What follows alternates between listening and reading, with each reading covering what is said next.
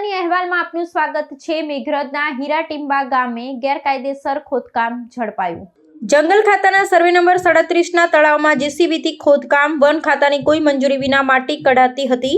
One વિભાગ Meghraj માલપુરની team ત્રાટકી Chandubhai લેબાભાઈ મારીવાડ સામે ગુનો નોંધાયો। ગેરકાયદેસર ખોદકામ મામલે કાયદેસરની કાર્યવાહી શરૂ।